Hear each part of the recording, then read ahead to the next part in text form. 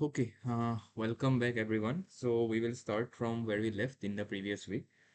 So just for a quick recap, we were looking into the motion of a spherical particle or a spherical object that is moving through a fluid whose, you know, for which we can model the equations as the creeping flow model. And we saw that the particle was subject to a background parabolic flow of this form.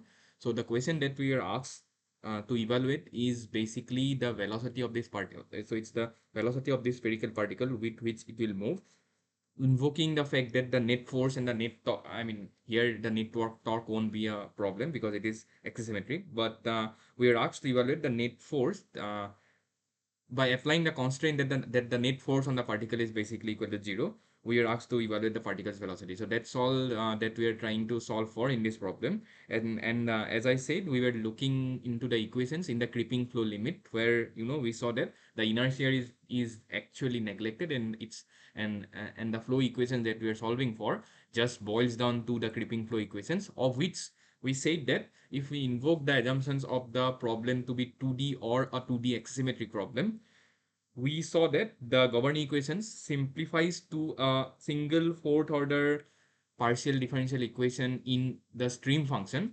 which was basically, this.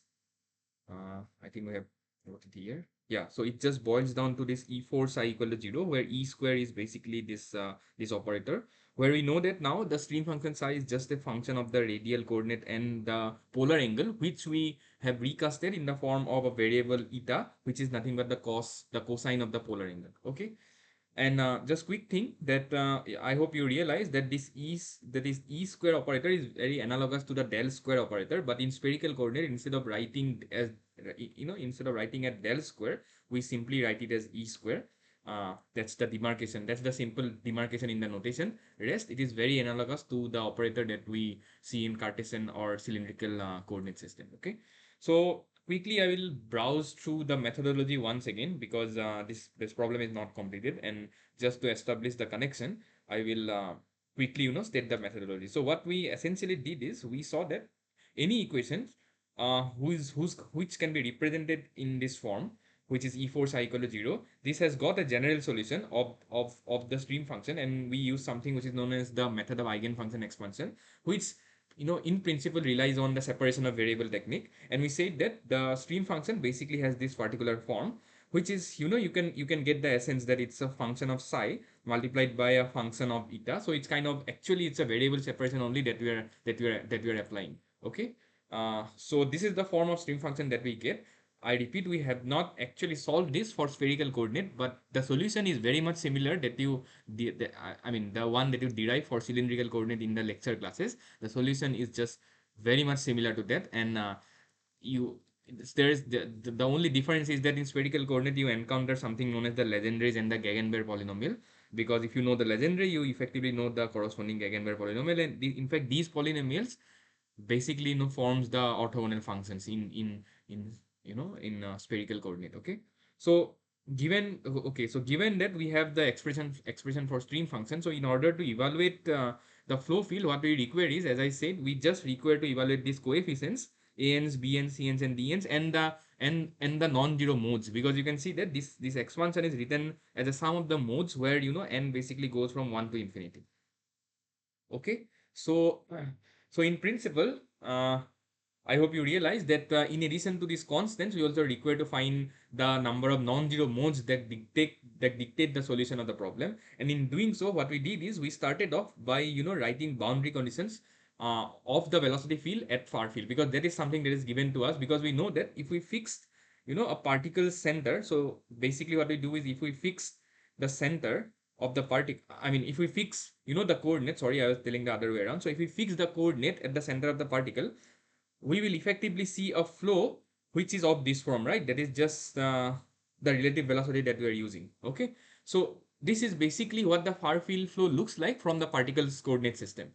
Okay, and our objective is to evaluate the far field stream functions, and from the far field stream function we derived, or we basically found out what non-zero modes of psi will actually exist from psi infinity. And the rationale behind, using this algorithm is the fact that we use the concept of Fourier series, where we say that at any given radial location r, I can always write my stream function as a sum of these Gegenberg polynomials, okay, as a series solution of this, as a series expansion of this Gegenberg polynomial. The motivation of this comes from Fourier series basically, okay. It's just that because of the coordinate system, instead of using sine and cos as my orthogonal functions, I'm using the Gegenberg polynomials as the orthogonal functions, okay. And the rationale, as I said, is that so at any given r, what I say is I can represent any function of psi, which will now be just a function of the polar angle because I have fixed my r, as a series expansion of this Gegenberg polynomial. And then just by using the orthogonality principle of this Gegenberg polynomial, you can extract the non-zero modes that require to be present in this series expansion. Okay. Now, if that is true as infinity, the same is true at a given finite radius r. The only thing that will change is that now the function of r, now the constants, the constants which were the function of r, which was constant at infinity, now this becomes a function of r basically. So these fn's, which were just some fn infinity basically, now we can just use the fact that when limit r tending to infinity, my fn's would basically be equal to some fn infinity. Okay. And this fn infinity is known to us because the far field velocity is known to us. Okay. And that's how we say that whatever modes, non-zero mode we calculate from this solution, the same non-zero mode will appear at any given radial location in the actual solution of the stream function. Okay. So that's the idea. So the solution is a culmination of Fourier series, the orthogonal functions, and the fact that since the of course, the prime assumption is that this is an axisymmetric problem, and that's the reason why we're using all this. And after that, this is just the fact that, okay, since I know that my I can express the fact that at any given radial location I can write my stream function as a series expansion of the Gegenberg polynomial, is what actually is the main idea behind getting the number of non-zero modes in this problem. Okay. I believe you have so this is a very important concept, and trust me, you can write this summation. Okay. So you can write this summation only you have orthogonal functions at your disposal. For instance, because these Gegenberg functions are orthogonal, you are able to write this expansion. Okay. This in principle is just like this. So it is not exactly the same, but the idea of this orthogonal functions is that just like any vector, let's say this is a vector, my pen is basically a vector, I can represent this vector in a 3D space by using basis vectors, right, which are nothing but the unit vectors in the x, y, and z direction. Okay. So the idea is that if you have the basis vectors which are orthogonal, then you can represent any vector in a 3D space, okay, using these basis vectors. The same thing is written here. Now we are not dealing in terms of vectors, but we are kind of dealing in like something known as the functional space. So it's like any function you can always represent, just like any vector, you can represent them using the basis vectors which are orthogonal. Any function you can represent or recreate them using orthogonal functions. Okay. So that's basically the idea of this of so that's how it's it is kind of, it is not exactly the same, I agree, but this is analogous to representing vectors using basis vectors. Okay. All right. So then what we saw is that when we basically compared the solution for psi infinity and using the orthogonality principle, we saw that only n equal to 1 and n equal to 3 mode survives in the expansion in the expansion for psi that we had been writing. Okay. And this information that I repeat this again and again, this information that n equal to 1 and n equal to 3 mode survives basically comes from the fact that we already have a given profile of the background flow. Okay. So that's the idea. So now, and also if you use the orthogonality, so I have not shown the calculation for this, but this is very easy and it's very rudimentary. You can just compare the left hand side and the right hand side, and you can show that these constants a1s, a3, b1, and b3 bears this particular form. Okay. For example, you can see that b1 contains this up minus 1, where this up is yet an unknown, and we will be using the force precondition to derive this up. Okay. Now the point is, these ans and bns, the information for this non-zero ans and bns, this comes from the far field condition. Okay. So once we set the far field flow, okay, we know what are the values of the modes, or how many non-zero modes are going to be present and the values of the coefficients corresponding to each non-zero modes. Okay, but we also had two different sets of coefficients which we require to determine in the expansion for psi. Okay, and those were your cn's and dn's. Okay, yet I know that, okay, now n equal to 1 and n equal to 3 modes are going to be present in my solution, but I still don't know the value of c1, c3 and d1, d3. And this is something, so this is the quest that we will try to, see in this, I mean, in the remaining of this problem. Okay, so we will try to figure out how will we calculate the c1, c3 and d1, d3. And the hint is that we have not utilized two of the boundary conditions that are still left to us at our disposal. And those are the no slip boundary conditions and the no penetration boundary conditions. Okay, now using the no slip and sorry yeah, so using the no slip and the no penetration boundary condition, we will be determining these constants c1, c2, c1, c3 and d1, d3. Okay, so let's get started. So just to formally write it down, you can express the stream function. So I'm just writing it once again. So you can now express the stream function whose solution we are actually trying to look at as psi of r comma eta as the contribution from the far field part, because that is known, because these constants are known to us. So you can just plug in the value of constant, and we know the fact that n equal to 1 and n equal to 3 modes are just going to be present. You can write this stream function as something like this. So it is 2 by 5 r power 4 minus 1 minus up times r squared q1 of eta. So I believe you understand that is the function of r, this is basically f1 of r. I hope you can realize from this. And then we have this third mode. Just 1 second. Yeah, so then we have this third mode, which is minus 2 by 5 r power 4 q3 of eta. Okay. Okay, so that's it. That's your psi infinity. But we also have the cn's and dn's, and that's why they are going to be sum over n equal to 1 to infinity. This term is just left untouched as of now. So this is cn times r power 2 minus n plus dn times r power minus n, okay, times qn of eta. Okay, but I now know this, although there is this summation, n has only non-zero values for n equal to 1 and 3 only. Okay, so you can just write this summation for just n equal to 1 and for just n equal to 3 only, because all other modes are 0, and this is a consequence of the of the fact so this is a consequence because of the very profile of the background flow that we have with us for solving this problem. Okay.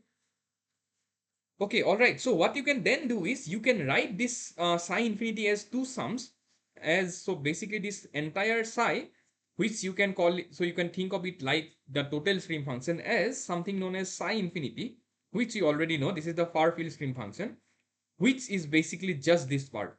I hope you can understand. And this is something we have already looked from the profile of the background flow. Okay. Plus, so this the part that corresponds to this, we can call it something like psi d.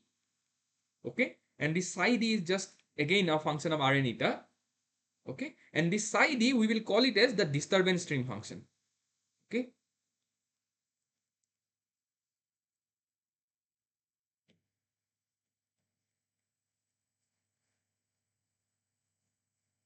Okay. So what then what does this physically mean? So physically what this means is that corresponding to the total velocity field, I can always define a total stream function, right? And then this total stream function consists of two parts. One, the far field stream function, which takes into account of the far field velocity. Okay, and because of the fact that there is an obstacle that is present in the path of the far field flow, we will encounter certain disturbances. So that disturbances, the nature, I mean, the information of the disturbances is stored in this psi d, which is known as the disturbance stream function. So think of it like that. If I don't have a sphere and I just have a far field flow V infinity flowing, then this disturbance stream function just boils down to 0, and your flow profile is, and whatever b is your flow profile, that is exactly equal to your far field profile basically. Now this disturbance term come because of the fact that at a certain location in the flow field there is basically a perturbation, which in this case is a spherical object. Okay, now because of that spherical object, the spherical object will so what this disturbance stream function will do is that the spherical object will now disturb the flow field. I mean, it will basically disturb the flow field near to its surface. Okay, so the message that there is a perturbation or a disturbance that is present in the flow field is borne by this psi d, which is the disturbance stream function. And I hope you can realize that your psi, if your psi infinity is this term, then this summation term n equal to 1 to infinity cn r power 2 minus n, and this term corresponds to the psi d, which is the disturbance stream function. Okay, so then let's quickly look into some interesting things about this disturbance stream function. So it's a note basically. So as I said, I can write my psi d, which is the disturbance stream function, or you can also call it as the perturbed stream function. It's the same thing, and this is equal to sum over n equal to 1 to infinity, okay, cn r power 2 minus n plus dn r power minus n times qn of eta, where I now know that n is just 1 and 3. Okay, now the question that I pose here is that what is basically the maximum effect of the disturbance stream function. That is something that we want to look into in this exercise. Okay, I mean in this short note that I am trying to say here. So what I'm trying to say is that if there is an obstacle, what is the maximum effect that the disturbance that is generated due to this obstacle can propagate. Okay, and I hope you realize that the maximum effect will be when n is equal to 1, because you can see that any other values of n greater than 1, this effect dies down very quickly.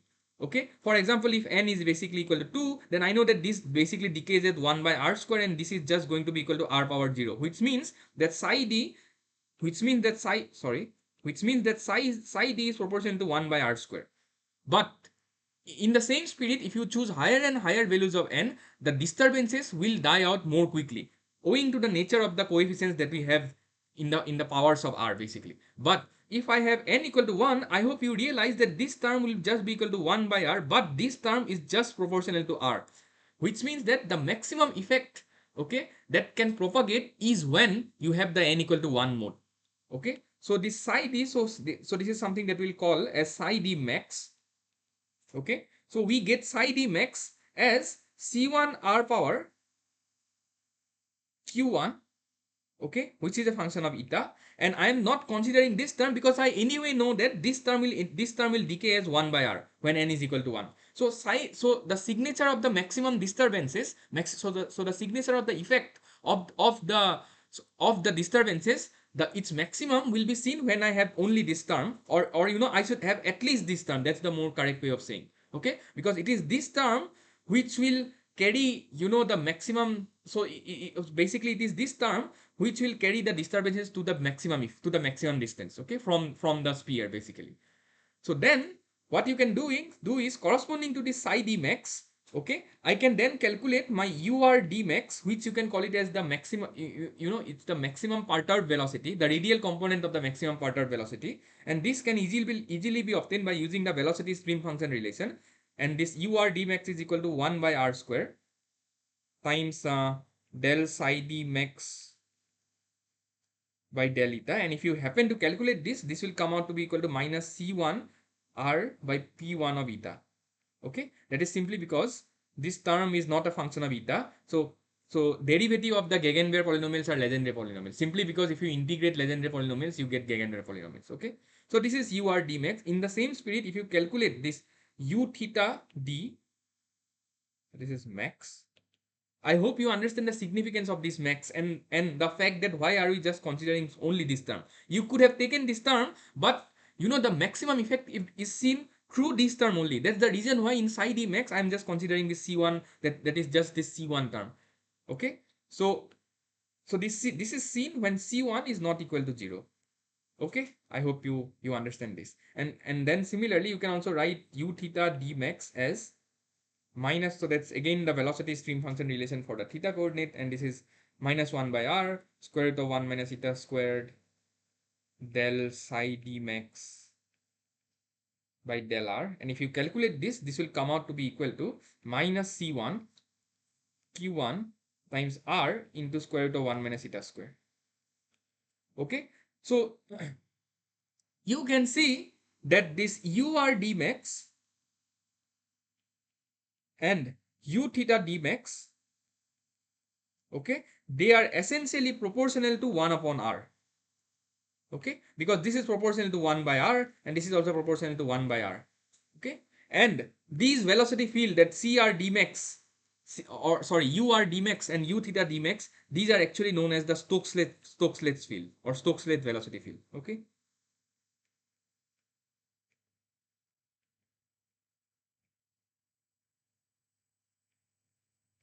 so in other words, in case of perturbations, the Stokes-Leth velocity field bears the signature of the maximum disturbances. Okay, so if you have this velocity field, then this velocity field, then rest assured you can say that okay, due to the Stokes-Leth velocity, the primary cause of disturbance is basically the Stokes-Leth velocity field. Okay, and this Stokes-Leth velocity field arises when you have c1 not equal to 0. Okay, as is obvious from the expression of psi d infinity. Okay, so this concept is very much important. Okay, so I'll write it down that if c1 is not equal to 0,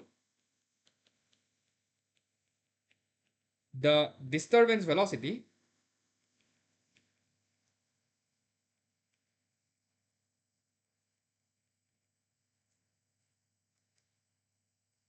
decays as 1 upon r. Okay, now if c1 is equal, then you can ask me what happens when c1 equal to 0, and in fact we will see that in this current case we will actually have c1 equal to 0 when we impose the force precondition. Then you can ask me that what happens when c1 is equal to 0. Well, the answer is when c1 is equal to 0, we will know that the velocity field, that is the disturbance velocity field, will decay faster than 1 by r at least. Okay, because we know that c1 is equal to 0 and we know that the maximum disturbance is caused by the Stokes-Leth velocity field, which means if you don't have the Stokes-Leth velocity field, you will see that your disturbance velocity will decay at a rate much faster than 1 by r basically. Okay, so physically what does it mean is that if you so this condition of c1 not equal to 0 generally occurs when you have, let's say you are fixing the sphere at a particular location and then you impose the flow, just like the one that you calculate for Stokes drag. If you remember, in your Stokes drag, your c1 is essentially not equal to 0. Okay, so you get Stokes-Leth velocity fields in case when you derive the force that a fixed sphere experience in the case of a uniform flow. Okay, which is 6 pi mu times r times the characteristic velocity, basically that's the Stokes drag. Okay, so then the thing is, if you have, so in so as I was saying, so in the cases when you are actually fixing the particle and you are allowing the flow to basically move over the particle, in that cases typically you have this non-zero c1, or in other words you have the Stokes-Leth velocity. And when you have the Stokes-Leth velocity, it is the Stokes-Leth velocity that actually governs how your disturbance velocity decays. Okay, and we have proved that they basically decay as 1 by r. Okay, but if if we don't have this scenario, that for instance in this case we are not fixing the spherical particle but we are allowing the particle to basically move along with the flow, in these cases we will see that we don't encounter any Stokes-Leth field, which means that the disturbances that we will get as a result of this problem, they will decay faster than 1 by r basically. So a moving sphere in it, so a moving sphere, so the ultimate, and I mean the ultimate takeaway is that a moving sphere will generate less disturbance to the flow field than a fixed sphere basically. Okay, or you should, or more correctly you should say that a moving sphere, under the creeping flow assumptions, moving with a constant velocity will generate less perturbations to the flow field than a sphere which is held stationary. Okay, because of the presence of the Stokes-Leth flow field and all those things that we have discussed. And this is, I mean, this bit of information I feel is very much important when you study creeping flow equations and solve them using this stream function approach. Okay, all right, so let's get to our business, because this is just an additional information that we we're trying to see. So then, as I said, the next step is basically the step 3 now, which is basically, applying. See, these unknowns are something that will require to calculate, right? That the CNs and DNs. Okay, so what we'll do is we'll now apply boundary conditions on, and as I said, we are yet to apply the boundary condition on the surface of the sphere. Okay, so we'll apply boundary conditions on the surface of the sphere to evaluate C1, C3, D1 and D3. Okay. Okay, so first let's use the no penetration boundary conditions. Okay, so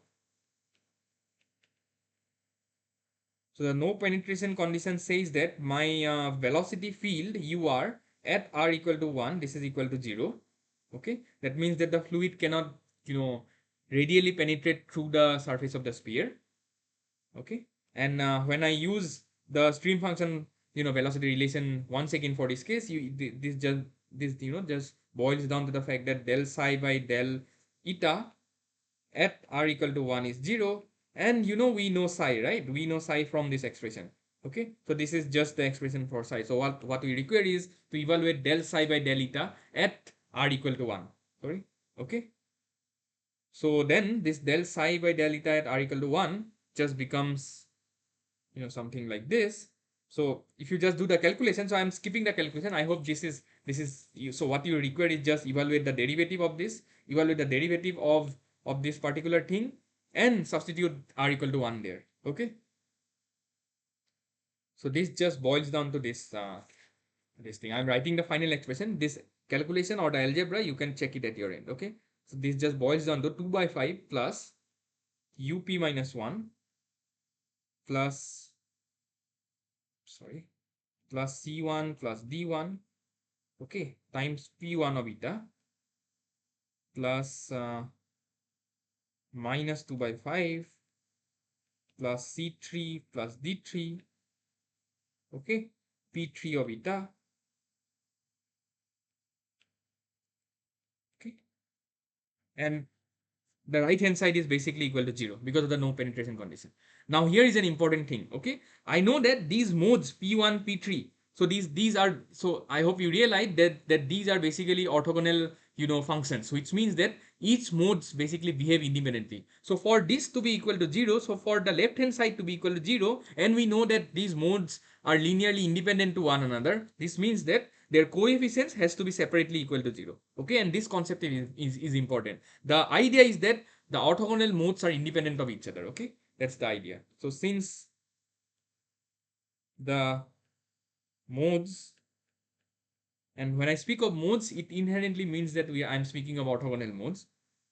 Since the modes are independent to each other, this means that for this equation to be true, this bit has to be equal to 0 and this bit has to be equal to 0 separately. Okay, from which we get this. Okay, 2 by 5 plus up minus 1 plus C1 plus D1 equal to 0, which means that my C1 plus D1 is equal to minus 2 by 5 plus 1 minus of up. Okay, so this is one equation, and the second equation is, so maybe, okay, let's name the equations. I think it's better off to just name the equations. So let's see. Okay, so last one is 6. So maybe I'll call this equation as 7. Okay, and maybe I shall call this equation 8, that is the boundary condition, and the resulting equation as 9, and then this may be 10. Okay, so equating the other coefficient to 0 will just give us C3 plus D3 equal to just 2 by 5.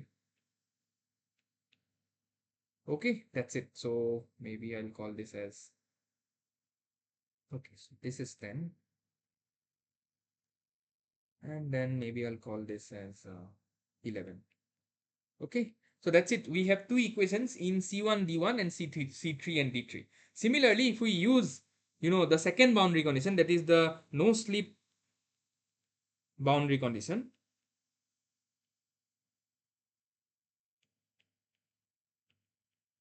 I know that u theta at r equal to 1, this is 0. Okay, because of the no slip boundary condition. Which means, so what does it mean? This means that del psi by del r at r equal to 1, this is equal to 0. Okay, see, remember this boundary condition u theta equal to 0 and u r equal to 0 at r equal to 1, this is written with respect to the body fixed axis or the particle fixed axis. So the in that axis only my these velocities are 0 because the axis is moving with the particle itself. Okay, so it's like the axis is basically moving with the particle. So from that axis, the on the surface I will just see that the velocity field is just 0. Okay, if you choose another axis which is not moving with the particle, then you will see non-zero contributions of the velocity field on r equal to 1. But here we are just, I mean, for the ease of calculation, we are fixing an axis such that it is moving with the particle center. Okay, and so is these consequences of no slip and the no penetration boundary condition. See, in principle, no slip will anyway hold good, but this right hand sides, this will be non-zero. So these things will be non-zero if we have. So these things will be non-zero if we write the boundary condition with respect to an axis system that is not this body fixed axis system. Axis system. That's the one. That's the idea that I want to convey. Okay. So then if you evaluate this del psi del r at r equal to 1, again I'm skipping the algebra, but you can do this at your end. You will simply get 8 by 5 plus 2 times of up minus 1 plus c1 minus d1 times q1 plus minus 8 by 5, okay, minus c3 minus 3 times of d3 times q3 equal to 0. Okay, and let's name this equation. So this is 12 and this is 13. Okay, again the idea is same. Since q1 and q3 are orthogonal functions, this means that their coefficient has to be 0 individually in order to have the right hand side to be equal to 0, which means that 8 by 5 plus 2 times of up minus 1 plus c1 minus d1 has to be equal to 0. Okay, which means that my c1 minus d1 is equal to minus 8 by 5 plus 2 times of 1 minus up. Okay, maybe I'll name this as 14. And similarly, equating this bit to 0 yields c3 plus 3 times of d3 is equal to 8 by 5. Okay, so we are almost there into our solution. Okay, so these are the equations that govern c1 d1 c3 d3 basically. So that's it. We have 4 equations and 4 unknown, right? So what we have, we have this equation 10, we have this 11, okay, and then we have this 14 and 15. So 4 equations. So for c1 c3 d1 and d3, I have 4 equations and 4 unknowns. So that's it. You can just solve this simple equation to just get these values of c1 c3 and d1 d3. Okay,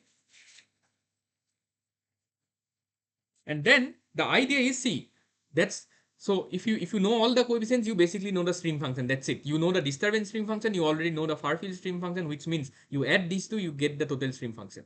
But remember, that's not what, and of course, if you get the stream function, you basically get the velocity field. Okay, that means that we have fully solved for the stream function, we have fully solved for the velocity field. But the idea is not to get the velocity field. Okay, the idea is one step ahead, or in fact I should say 2 steps ahead, is to calculate the particle velocity by using the fact that the net force on the particle is equal to 0.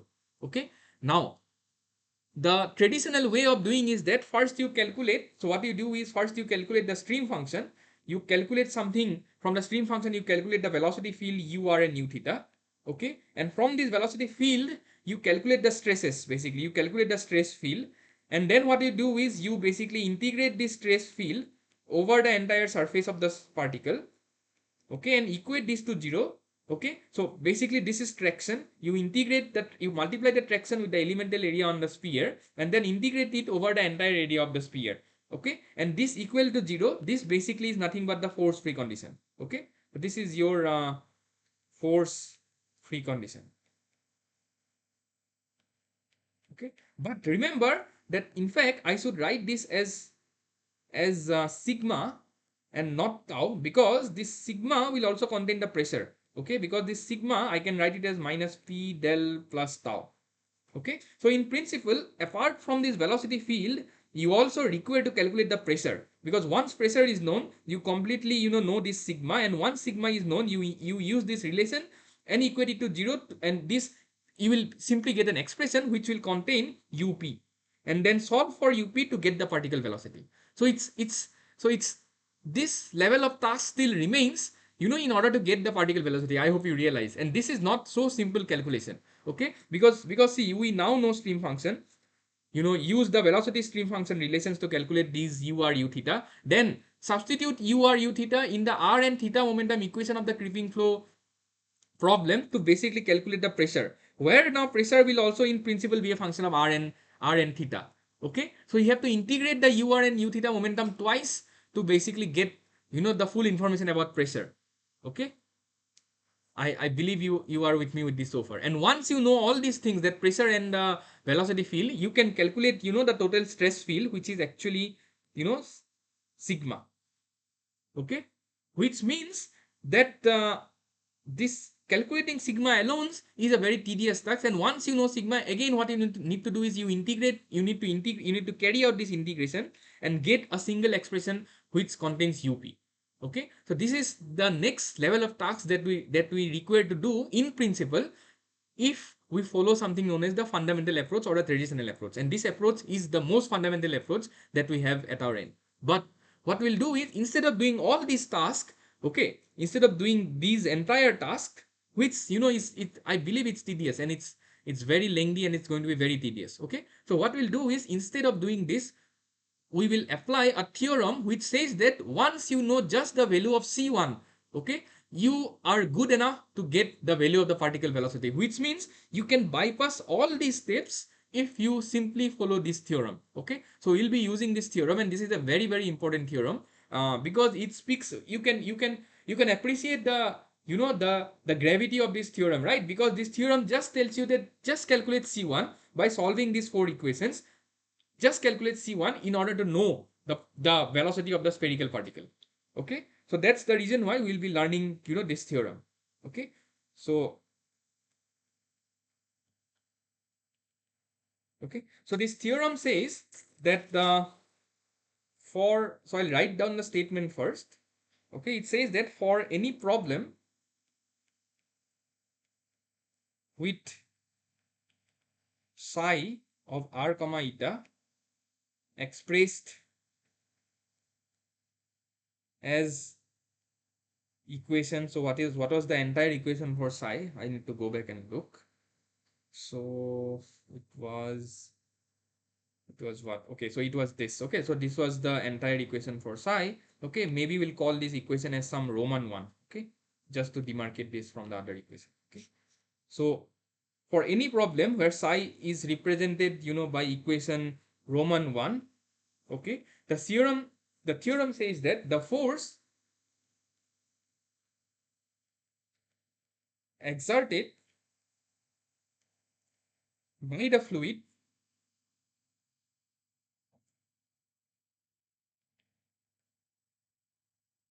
on an arbitrary axisymmetric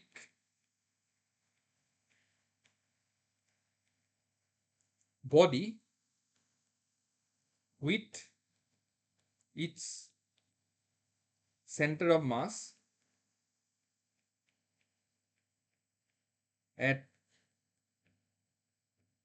the particle center. So basically this means that the center of mass is just at the particle center, is equal to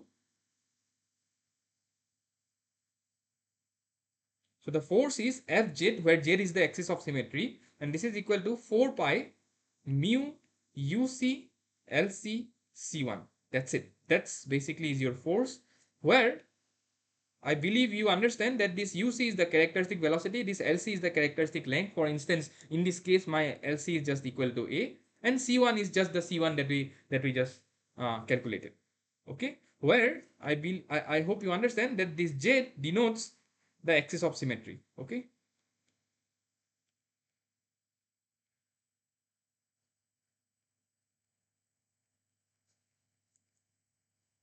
Okay, so let's unpack this theorem. What does this theorem physically says? So it says that it's basically says that if you have any arbitrarily shaped body, okay, it need not be just a sphere. It can be any arbitrarily shaped body. Okay, it is just an arbitrarily, sorry. So if you have any arbitrarily, shaped body, okay, the only thing that is required is that this body must have an axis of symmetry.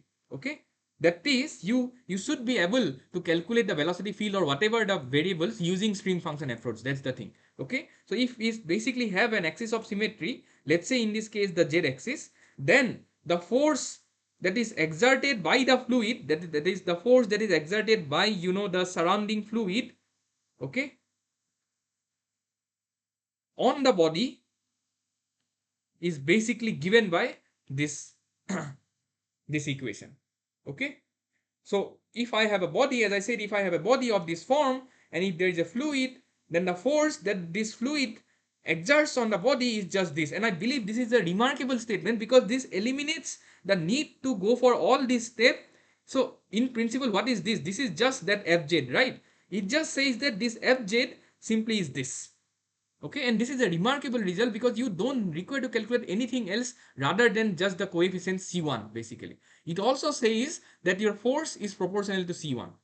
Okay, or your force is precisely and only dependent on the c1 mode, basically. Okay, that's what this theorem says. Now, how can we use this theorem into our case? So we know that we will be imposing something known as a force free condition, which means that the net force that the fluid that it will exert on the body, which is nothing but the drag force itself, that is equal to 0 if and only if I impose something known as the force free condition.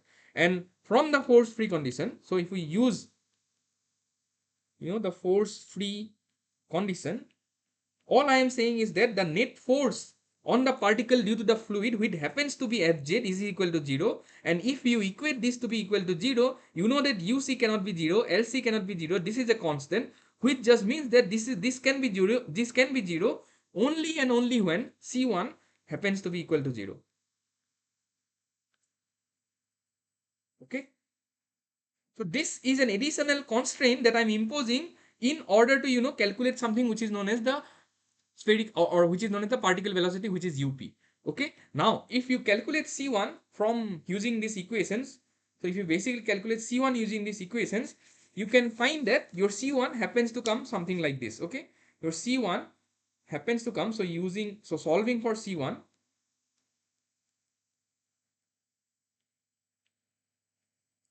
it basically comes out to be c1 equal to 3 by 2 times 1 minus of up minus 1.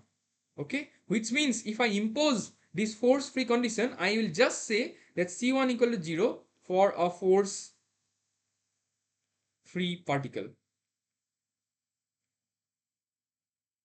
which means, so what does this mean? This means that 3 by 2 times 1 minus of up minus 1, this is 0, and from here you can calculate this expression for up, which is equal to 1 by 3. That's it. That is precisely with which the particle will move, okay, when it is subject to a parabolic background flow, but imposing the fact that the particle is force free. I hope you realize that in this case we'll not have Stokes-Lake velocity, simply because I have used the fact that c1 equal to 0. So if c1 is 0, I know that my Stokes-Lake velocity fields are going to be 0, and this means that whatever the velocity field that will be generated due to this motion of the particle, that will decay faster than 1 by r. Okay, that is something that you can infer from this. But yes, if you want to calculate the velocity field, you should basically follow this traditional approach, calculate psi, like once you know all the coefficients, okay, and you know that C1 is anyway 0 because we have already imposed the force free condition, then calculate this UR and U theta. This will precisely give you the velocity field for this problem. Okay. All right. So I believe, so that's it. That's the answer. That's precisely the answer that we are trying to look at. And this is so one, so it is, so you can see that the answer is so simple. It's just one third. So the particle move with basically equal to, 1 by 3. That's it. That's that is how much, that's the velocity with which the particle will move when it is located at the center of a parabolic flow of the form that we considered. Okay. All right, so this finishes our discussion on creeping flows, and I think we have solved a very nice problem which has, multitude of insights, and we saw the insights. So I believe through this problem we looked into orthogonal functions, we looked into the stream function approach. By the way, this stream function approach is also sometimes called as the stream function vorticity approach. That's simply because I mean, in while you try to calculate the stream function, you also happen to calculate the vorticity, which is omega basically. Okay, so that's why it's sometimes called the stream function vorticity approach. But anyways, then you saw something known as the orthogonal functions, and the usefulness of the orthogonal functions, how to calculate modes. Okay, how do you infer the non-zero modes from the far field velocity. Okay, and then finally, using this theorem which we saw that you just simply need to calculate the constant c1, c3, or the constants basically on the particle surface which governs the disturbance velocity in order to get, and it is not all the constant, but only you need to calculate c1 in order to get, the net force that the fluid exert on the particle. And from that, you impose the force free condition to get an expression for the particle velocity, which is the unknown in this problem that we are actually looking to solve for. Okay, so that's it. This finishes our discussion on creeping flows. And I have not covered one thing which is known as the lubrication theory. Apart from that, I have mostly covered everything in this lecture, sorry, in this tutorial hours. But lubrication theory so whatever is there in the lecture sheet, that is sufficient for you to answer questions related to, the lubrication theory. So we will not be going in, so I'll not be discussing much about lubrication theory. In fact, I'll not touch upon lubrication theory as of now. So we'll proceed. But if we find some time at the end of the course, I may be discussing a little bit of lubrication theory there. But for your assignment, it is sufficient for you to look into the lecture series in order to, solve problems based on lubrication theory. Okay. So with this, we'll be starting a next module, you can see, which is known as the laminar boundary layer, and this is also the module that is been so this is basically the module on which your assignments are due. So we'll be starting off this module, laminar boundary layer, and we'll be solving problems as we all do, as we always do. We'll be solving problems associated with laminar boundary layer. Okay, but before that, I'll take a quick break. I'll fill my mug with some water, and you can revise whatever we have done until this point, or get ready to solve problems on laminar boundary layer. Okay, I'll be back in 2 minutes.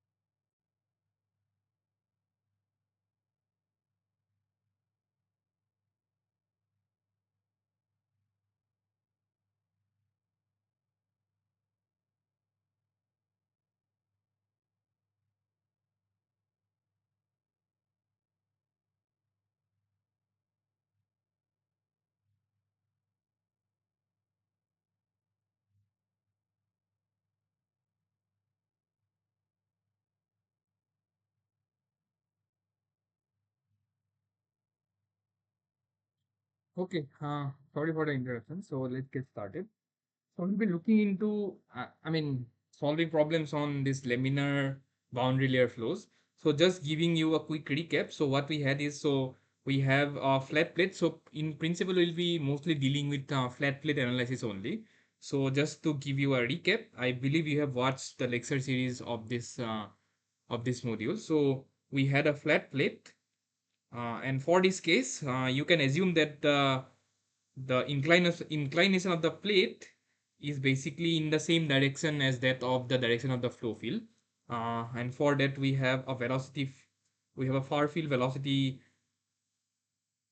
field, which is of this form, and we'll call this as u infinity. So what this happens is, like, you have a fluid that is more, that is, bearing this profile, which is kind of an uniform profile.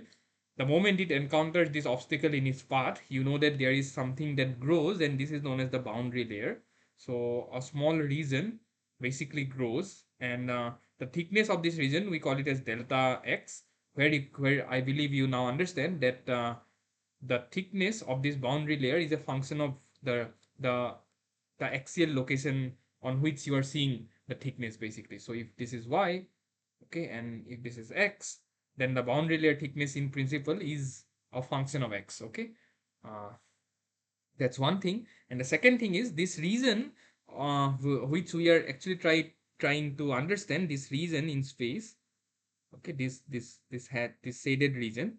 Okay, this region is important because, certain things change here actually. For example, uh, the region above, which we call it as the inviscid region, is where, we don't have the effects of viscosity. But we will see that in this shaded region, we will see that viscous forces indeed are present, and you cannot neglect, the effects of viscosity here, simply because of the fact that the plate here is, stationary. So and there is a no slip boundary condition that is taking place at the surface of the plate, okay. So which means that, this there is something else that is happening in this region apart from the region that is above this boundary layer. And all these things can be understood if we perform this boundary layer analysis and solve, the boundary layer equations, basically. Okay. So what we did is, this point, that is the first, that is at the point x equal to 0, this is known as the leading edge, okay. And this point, this is actually known as the trailing edge, okay. And you can assume that the plate is long enough here, okay.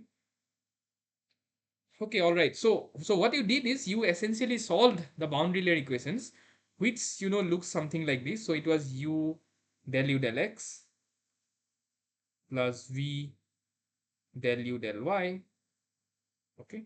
Sorry, u del u del x plus v del u del y equal to, sorry, so this is equal to non-dimensional. So if you write it by in dimension form, this would be rho, okay. And then it is mu times del square u by del y square. And if you, so this is all dimensional, so that's why I'll denote it as by these dash quantities.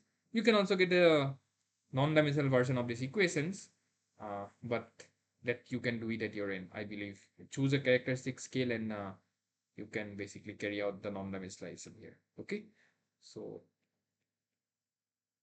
this just becomes nu times del square u by del y square, okay.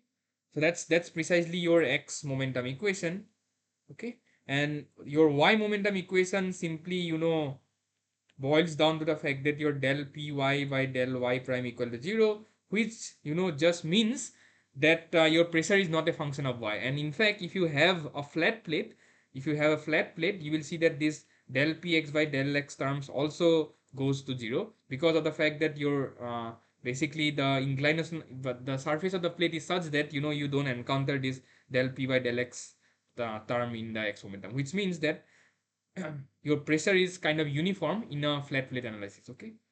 Or you don't encounter pressure forces in this simple, flat plate laminar flat plate boundary layer analysis, okay.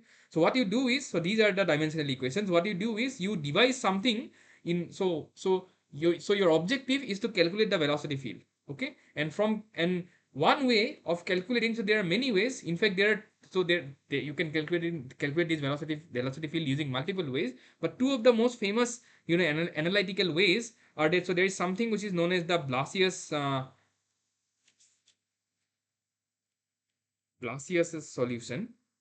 Okay, and this Blasius's solution is an exact solution to the equations. So you use something which is known as the similarity variable in order to find the in order to find these velocity fields.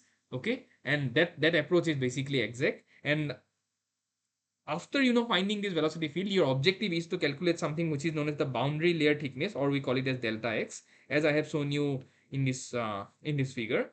And this boundary layer thickness, when you use the Blasius solution, we saw that this basically comes out to be equal to 5 times x by square root of Rex. Okay, where Rex is the local Reynolds number of the flow. Okay, but there is also one more solution, okay, which we call it as the momentum integral approach.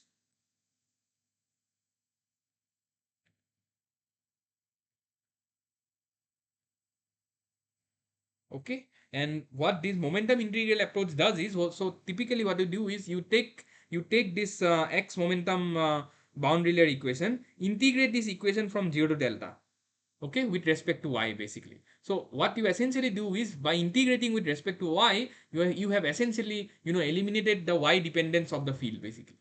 Okay, and then that's the idea. But there are certain steps that you need to do, and you have already derived that in the lecture classes, so we'll not go into the derivation of this. But so what you can do is, eventually you will see that your using the momentum integral approach, you can also estimate the boundary layer thickness, and this comes out to be equal to some constant times square root of Rex, where this constant c, that depends on the flow profile inside the boundary layer. Okay, that is something that you get as a result of the momentum integral approach. Okay, this is not always equal to 5. That means this approach is not exact. Okay, it is, but we will see that this c is very close to 5, although it is not equal to 5, which we get from the Blasius solution. But this c actually depends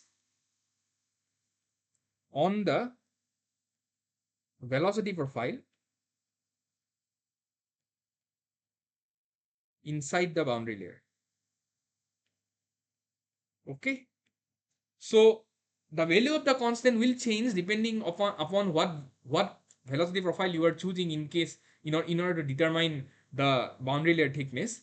Okay, but if you follow Blasius solution, you will see that this c is always equal to 5. Okay, and that's the reason why the Blasius solution is basically called as an exact solution to the 2D flat plate boundary layer analysis. Okay, but the plus point, then you can say me that, okay, why do we use the momentum integral approach? My first answer would be, it is very easy, as we will see, because for Blasius solution you need to calculate, you need to use those similarity variable, and then basically get an equation which is kind of an ODE in the similarity variable, and that is not possible to solve analytically. Okay, you ultimately need to have certain numerical tools in order to solve for the similarity variable in the Blasius solution. Okay, which means that it is little bit tedious, and you cannot basically carry out this exercise always basically.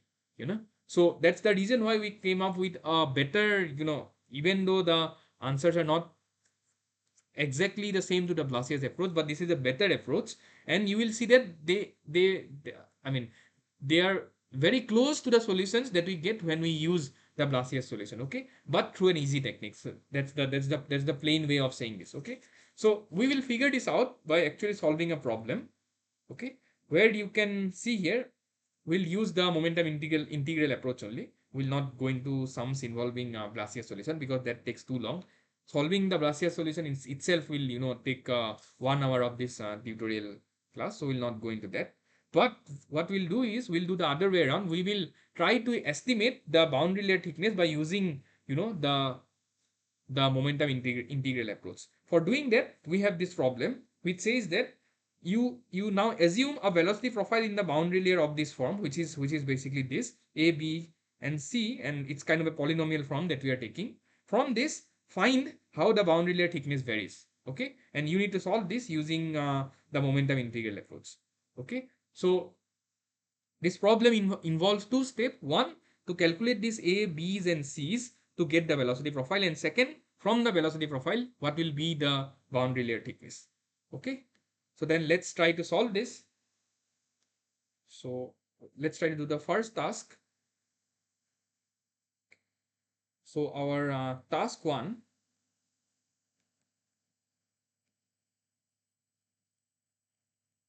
is to evaluate A, B and C, okay, for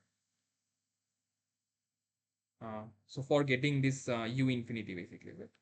Or basically this thing u.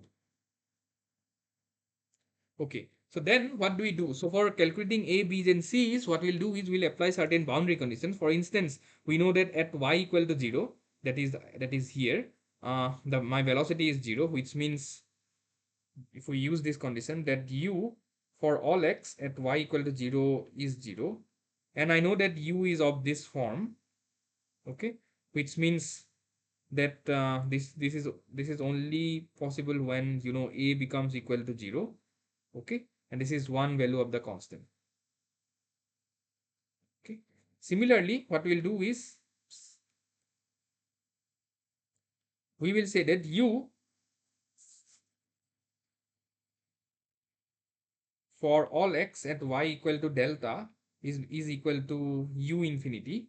Okay, because I know that after getting this delta, I know that my velocity doesn't change, and this is when we enter the implicit region, and then my u is u infinity. So if you use this, what you will get is you will get u infinity equal to b delta plus c delta squared.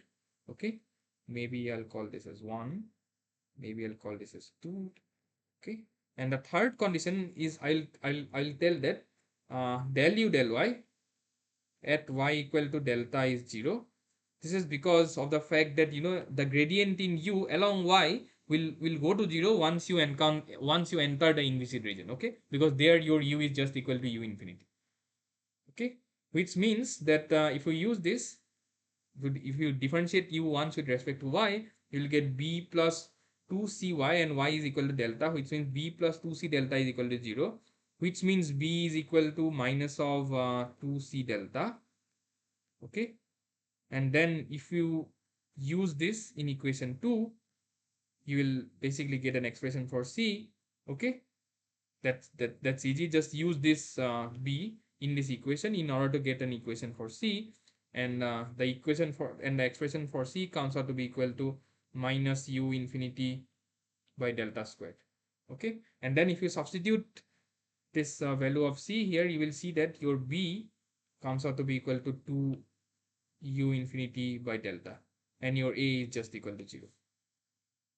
Okay, so that's it. That's just substitution and solving the equations. So that's the reason why I have moved just fast here. I mean, you guys are well aware of how to do these things now.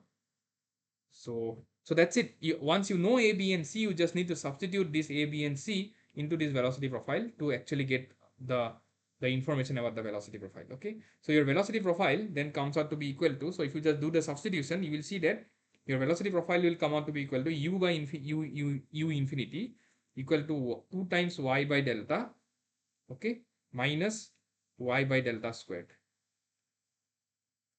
Okay, that's your velocity profile.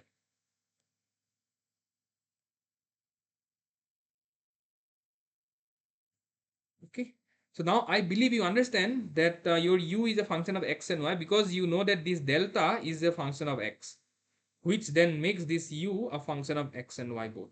Okay, that is, so the variation along x is actually embedded in delta, which makes u a function of both x and y. Okay, then the second task is to calculate this delta. So then our question is, how do we get this delta? So for this, what we'll be doing is we'll be using the momentum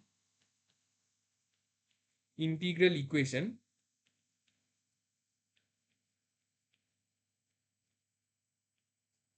for a flat plate.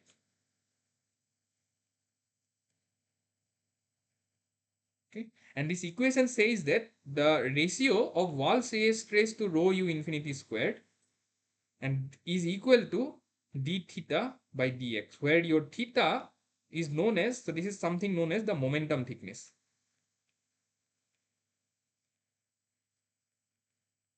So do you know what physically this momentum thickness says? It says that the fluid, has a momentum. You can calculate the momentum, right? So the momentum would be rho u infinity squared. That basically would be your momentum, or the momentum flux, to be precise.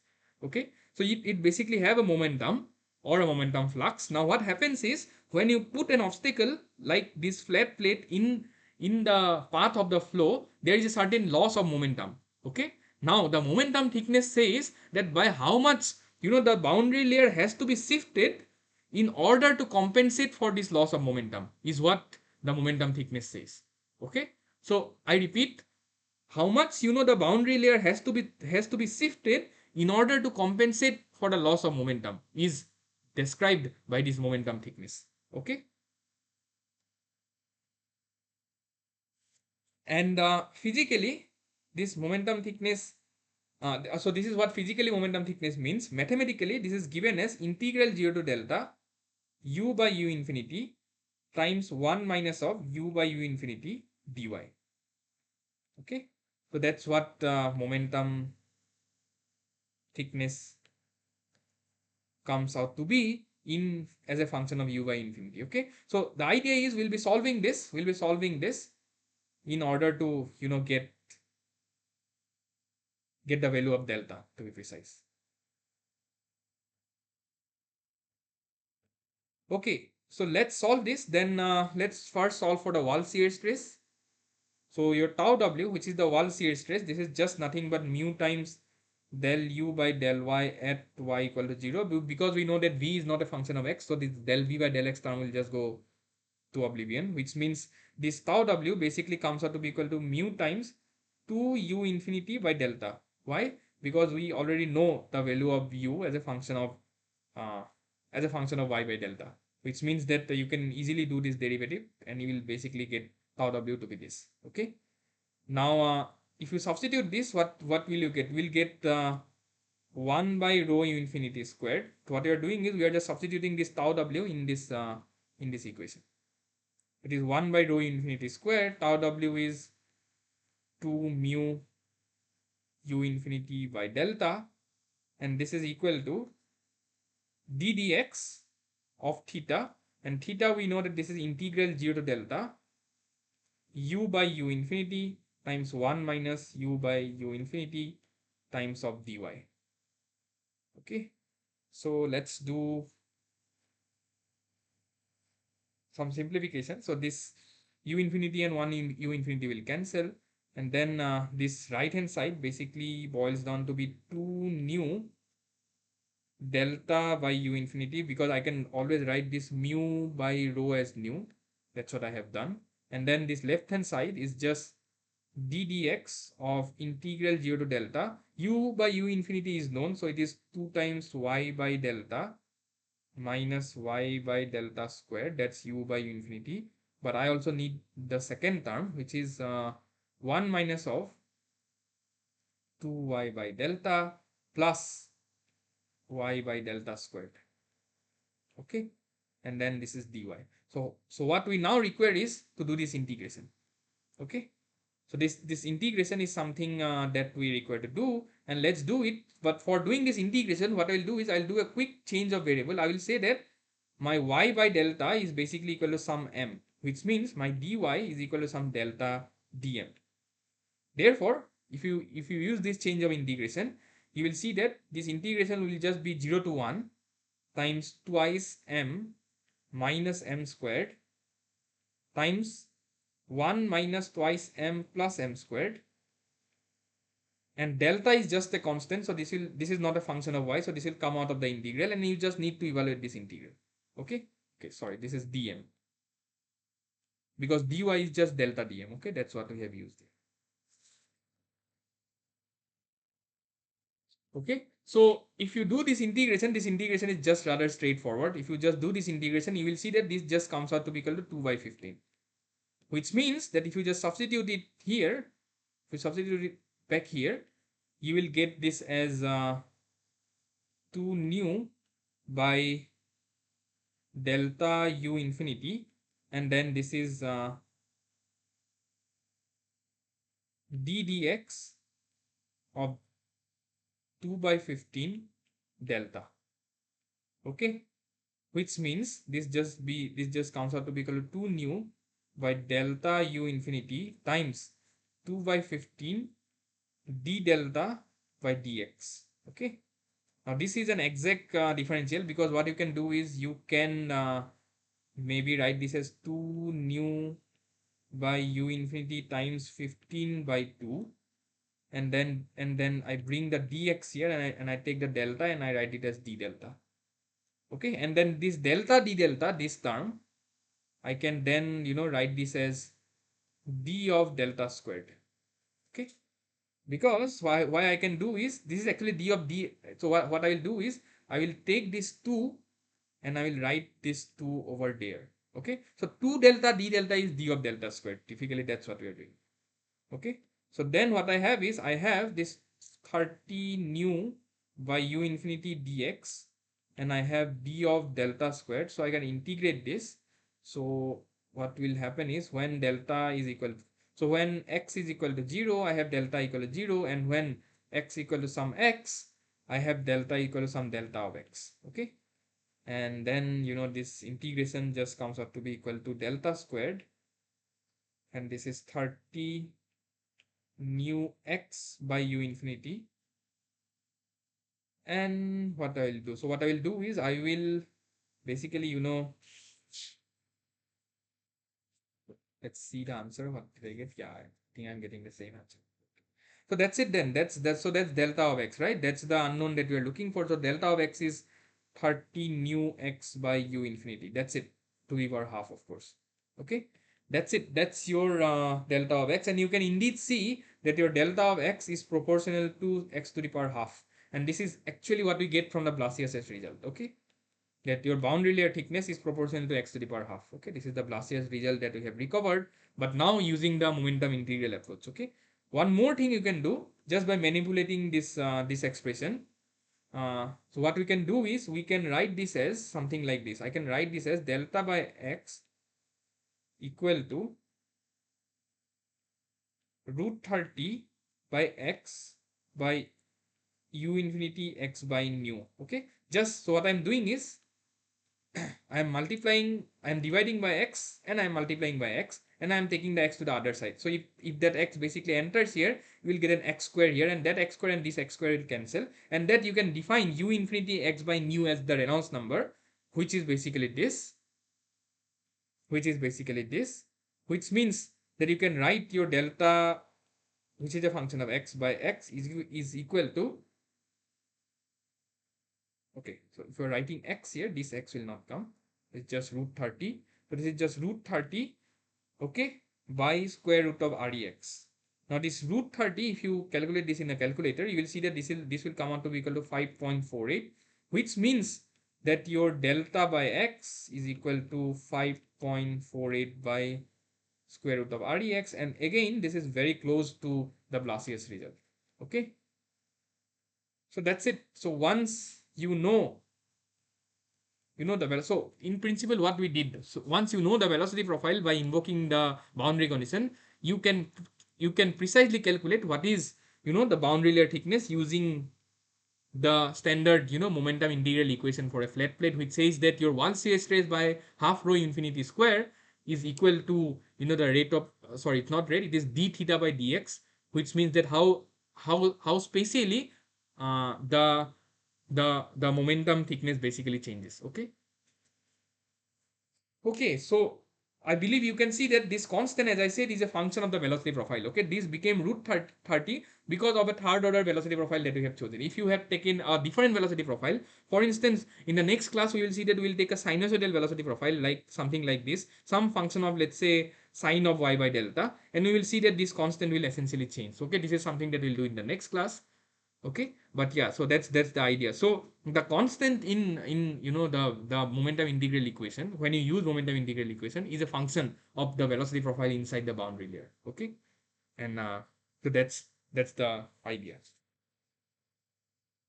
Okay, so I believe so. This was a fairly straightforward problem. It's just using, the momentum integral equation in order to get an estimate of the boundary layer thickness. And then, of course, before that, you use the boundary conditions in order to get the unknowns for the boundary layer profile. Okay. Uh, and yeah, so that's the thing. And okay, that's it. So that solves the problem. So maybe we'll stop here for today. We'll be solving some more problems on boundary layer analysis in the next class. And then finally, we'll after this ends. So in the next class, I'll be primarily discussing on the boundary layer theory. But after that, we'll go into the final module of our course, which is hydrodynamic stability. And yeah, so that's something that I wish to discuss. Okay. Okay, so that's it then. That's the solution for this. So this, as I said, this gives you an estimate for the boundary layer thickness. And yeah, so we also looked into the nuances of boundary layer and the equations and the boundary layer equations.